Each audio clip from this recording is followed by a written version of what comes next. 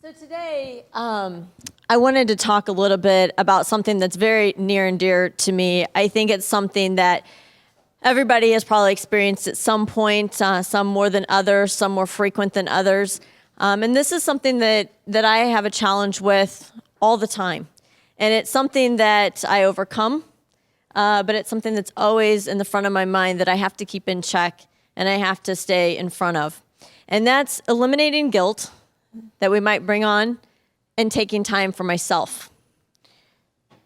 So I thought the best way to start with this is to really understand, where does this come from? How does it grow? And then what do we do about it? And really, to me, it starts from, we have a lot of responsibilities. We juggle a lot of things constantly, especially as business owners. We're trying to make sure if we have employees that they have the attention they need, they've got the tools they need, our clients are taken care of, our vendors are taken care of, that we're able to grow our business and provide financial help to our families. And then we've got our family side. It might be a pet, it might be kids, a husband, a spouse. It might be parents that you have to care for. It might be siblings that you're helping with. It can be neighbors, it's anything, but there's lots of people pulling for our attention that we've committed to in some way, shape, or form that we want to be a part of, we want to have in our lives, we want to do things for. It can be organizations we're a part of, but we're constantly juggling all of these different things, and we're committing to being a part of, taking time for, etc.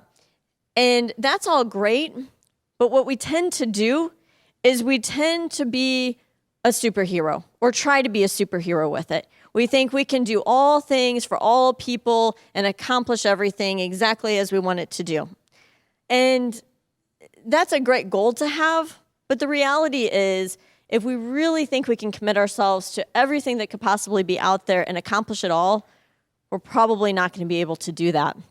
And what I have found is, when I try to be the supermom, the superhero of everything, of my business, of my kids, of my husband, of the organizations I'm a part of, etc., many times this is not what I'm feeling. This is what I'm feeling, right? Right? This is reality. For probably a lot of us, that we take on so much, we commit to so much because it's all important to us. But when this happens, and we get to this chaotic stage in our life, and we feel as though, we've taken on all this stuff, it's all important to us, but we're just really not getting everything done that we want to get done. And we're feeling as though we maybe don't remember what's coming up next. We can't think clearly anymore. Some of us may turn to this stress reduction kit. So the instructions, if I will, is place the kit on a firm surface. Follow the directions in the circle of the kit. What does that say? Bang head here. Then, I love that it says repeat step 2 as necessary or until unconscious. If unconscious, cease the stress reduction activity. Now, although some of us may feel like we want to do this at times, I'm not quite sure it's the best approach to reducing our stress. But what does happen a lot of times, and this is what I've experienced at different times in my life and through my career and through kids and everything else, is when I get to this crazy place and I've overcommitted myself and I maybe have lost sight of what I have accomplished, I don't necessarily do this, but I do start to feel this. The guilt of, I didn't get everything done, and maybe it's not so much that I didn't get it all done, but I didn't do it all as well as I wanted to do. Or maybe I didn't do it all for as long as I wanted to. Maybe it was my youngest daughter wanted to play Barbies. And I said, okay, sure, I'll stop what I'm doing on this report. I'll go play some Barbies. But I only did it for 15 minutes. And maybe I feel as though, oh, I really should have done that for an hour, or maybe it was, I had an assignment that was due for a client, and I got it out on time, but I felt I really should have had that out 2 days ago. It was timely. I met the deadline. Client was happy, but I felt I really should have had that 2 days ago out. I shouldn't have waited to the last minute type of thing. And all this guilt starts piling up. And to me, there is no good part of guilt. There just isn't. There's no good side of it because all it does is weigh you down. Then you start worrying more about all the stuff that you're not doing or not doing as well as you think you should. And it just starts this downward spiral. Okay? So as I'm thinking this through as to why, where does this stem from with all the responsibilities, the commitments, the chaos, and then bringing on this guilt, what it came down to was it's me causing this guilt. It's not my husband saying, well, I just can't believe you don't spend enough time, just hanging out with me, or, you don't help with the house enough, or you don't do this enough. He doesn't say a darn thing about that. My clients, they're pleased with my work. I don't hear them saying, well, gosh, I know you got that report to me on time, but I was really hoping for it last week. We set those expectations, right? So the people that I've committed to, those have been met. The priorities I've made, those have been met. Where the guilt and this chaos and everything stems from is myself. It's me setting unrealistic expectations that although I had that conversation with the client and we committed to this day, I feel it should have been done sooner. I feel I should have done something longer. I feel I should have done more. Why do we do this to ourselves, right? It's me. It's me that has set these unrealistic expectations that have put me into the spiral of feeling guilty that I'm not doing enough. So I think it's important to step back, think of what truly are our priorities, whether that be your kids, your pet, your work, your friends, your neighbors, your whatever it might be, and understand what are your true priorities. Everybody's are different. They're not going to be the same for everyone. They're all going to be different. But then you need to take a break, take time for yourself, and reflect on what did you accomplish with that.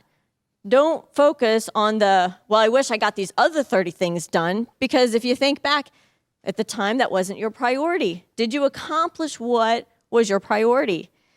And be happy. Be proud of what you have accomplished. And if now something has gotten accomplished and you can add one of those other 30 things that you'd like into your priority list, fantastic. Eventually you'll chip away because we all know we can create to-do lists that are way longer than we could ever do, right? We do that with our homes. We've got our repair list of everything, and just as soon as you think you're making headway, something else breaks.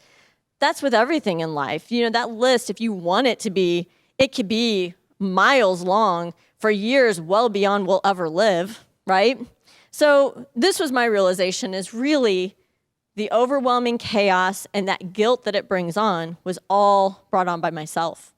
So I realized that, there is a balance with your work, your life, your family, career, all of those pieces. And many times, and I didn't put it up here, but you see that teeter-totter, right? Work, life on both sides for that work-life balance. And I think what's important to realize is it's never even. Don't expect it to be even. Sometimes work needs more priority. Sometimes family needs more priority. Sometimes your pet needs more priority. The organization you're part of needs more priority. It bounces back and forth. It's when it stays weighted on one or the other for an extended period of time that you should begin to really take a step back and look at that to say, why is it not bouncing back and forth? Why is it always staying here? Because maybe I need to rethink some of my priorities. And with this then, like I said, we have to take a break. And what I found is I get into the spiral of, I'm too busy. I don't have time to do something for myself because I have to get this done, this done, this done, this done, and accomplish those priorities.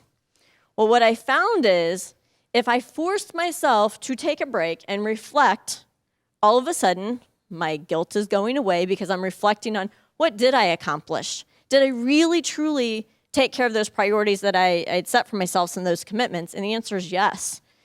Sometimes something falls through. It happens. We're human. But for the most part, we've accomplished that. And it helps me reflect and know, take my positive spin on things. I'm a positive person. I don't like to look at the negative. I like to look at what's been accomplished, what's the good, how do we make things better? And by taking this break, it allowed me to do that.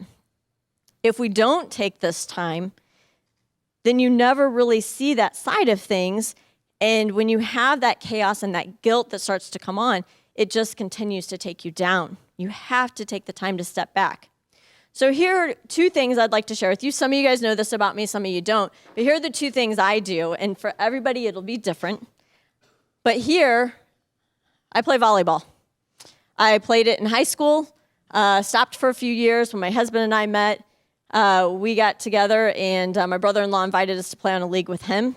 So for the last 17 years, we've been playing on a league every fall and every spring. Our kids, as they came along and, we got married, we got kids and all that, they come along with us. But it's a fun time that we get out and do something for us. We sit at all my kids' activities. They can sit at ours too. And that's okay. Kids can do that. They know how to bring a couple things to do and sit quietly while we have our time. The other thing is dance. I love dance. I started dance when I was itty-bitty. Began teaching probably when I was about 15 years old. And then started teaching or coaching gymnastics at the YMCA. Started teaching in their dance program. And then it just evolved from there. At the studio, I was taking that as well. And was competing, eventually taught adult classes as well. And then got away from that after my second child was born, just didn't have the time to do that and everything else. But what I found was 2 years ago, my youngest daughter started dance. And I was so excited because it's such a fun thing I love. And I could not stand sitting there in the lobby watching this go on and not being a part of it, because it was such a great love of my life that I had for so many years. And so my options were, maybe I can start teaching again, or I could take a class. And the teaching, I looked at my priorities and said, no. You have to say no. That's important. I could not commit myself to teaching a class, doing the prep work, the choreography, etc., because I knew I already had other commitments with my children for other activities, with my work, my husband, etc., that I couldn't take on that, but I could join a class. And so I did. I joined a tap class, an adult tap class this year, and that 1 hour a week lets me forget everything else that was stressing me out, that was worrying me, the deadlines I have to meet. For that hour, I get to take a step back. And at first, I was really worried about doing this because, of course, it's 8 o'clock at night. So it was perfect timing. My kids go to bed, but that's my time with my husband. So now I'm thinking, oh, great, I don't spend enough time with him now. Now I'm taking another hour away from it. But you know what? I come back so rejuvenated, so energized to tackle everything else. I can spend more time with him, more time with the kids, and more focus on my business because I took this hour. And until you do it, you don't realize it, what the impact could really be.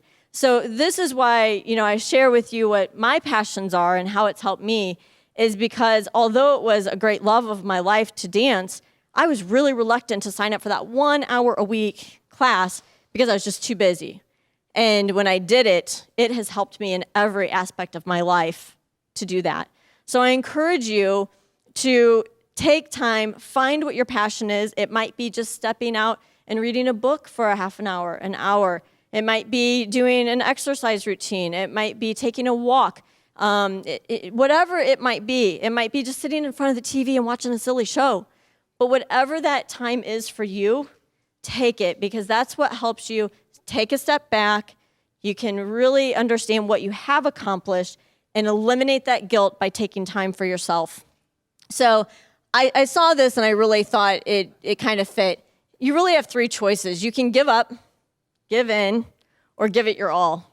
And for me, it's all about giving it my all, because I've got a lot of priorities in my life that I want to accomplish, but I have to remember that get rid of that guilt. I can take that time for myself periodically, and what it does is it rejuvenates and energizes me to better accomplish and keep that guilt away, because now I feel I'm accomplishing so much more than I ever did before. So I hope that gave you guys a little insight, something to think about, and that can help you in your day-to-day life of juggling work and life. What questions might you have for me? I have one. Can you give us a little dance? Well, I don't have the right shoes on for it today, but maybe in the future we'll schedule a little tap routine. How's that?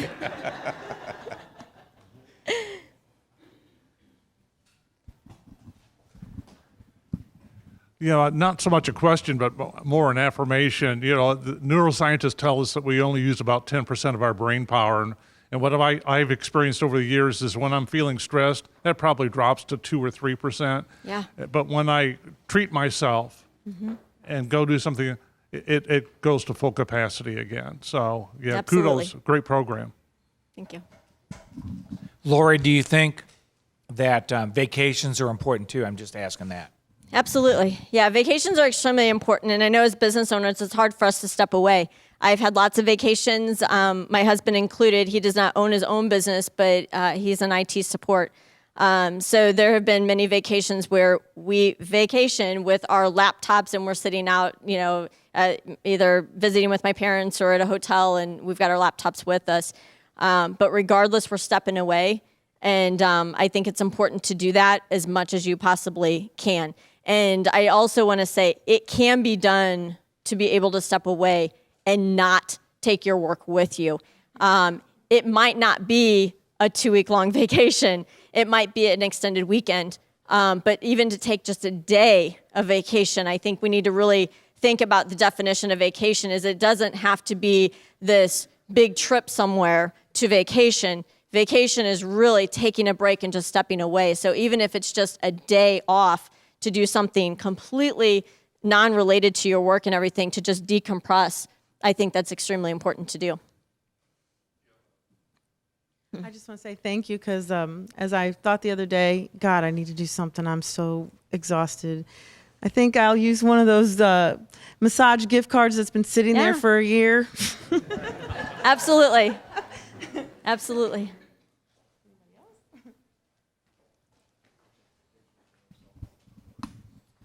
Where can you get a copy of the stress management kit? I can provide that, but I don't recommend that method.